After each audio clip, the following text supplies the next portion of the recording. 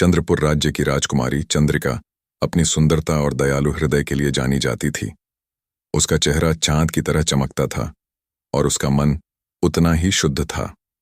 दूसरी ओर हिमालय की गुफाओं में रहता था नागेश्वर, एक इच्छाधारी नाग जो अपनी इच्छा से मानव रूप धारण कर सकता था। एक दिन चंद्रिका जंगल में एक दुर्लभ फूल की खोज में निकली। वह फूल, जिसे चंद्रपुष्प कहा जाता था, केवल पूर्णिमा की रात को खिलता था।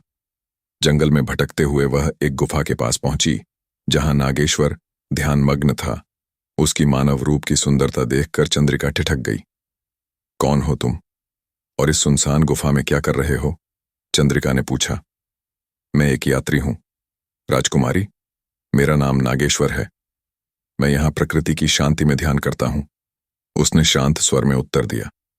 चंद्रिका को उसकी विनम्रता और गहरी आंखों में कुछ अनोखा लगा। उसने चंद्रपुष्प की बात बताई और नागेश्वर ने उसे वह फूल लाने का वादा किया। पूर्णिमा की रात को उसने चंद्रपुष्प चंद्रिका को भेंट किया।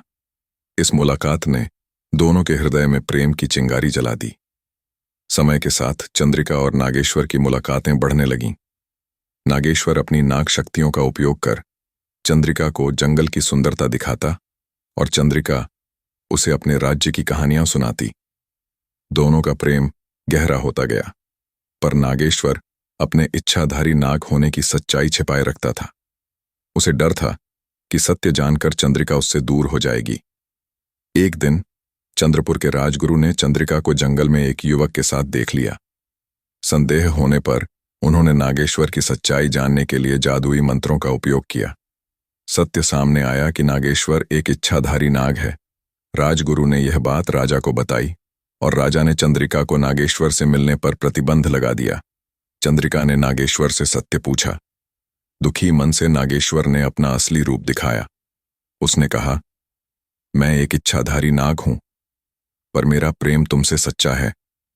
चंद्रिका का हृदय डगमगा गया, पर उसका प्रेम इतना गहरा था कि उसने नागेश्वर को स्वीकार किया। राजा और राजगुरु इस प्रेम को स्वीकार करने को तैयार नहीं थे। उन्होंने नागेश्वर को बंदी बनाने का आदेश दिया, पर चंद्रिका ने हिम्मत दिखाई और अपने प्रेम की रक्षा के लिए राजा के सामने खड़ी हो गई। उसने कहा, प्रेम में जाति या रूप नहीं देखा जाता। नागेश्वर ने बार बार मेरी रक्षा की है और मेरा साथ दिया है। इसी बीच राज्य पर एक संकट आया। एक राक्षस ने चंद्रपुर पर हमला कर दिया। नागेश्वर ने अपनी शक्तियों का उपयोग कर राक्षस को परास्त किया और राज्य को बचाया। इस वीरता ने राजा का हृदय जीत लिया। उन्होंने नागेश्वर और चंद्रिका के प्रेम को स्वीकार किया। चंद्रिका और नागेश्वर का विवाह धूमधाम से हुआ।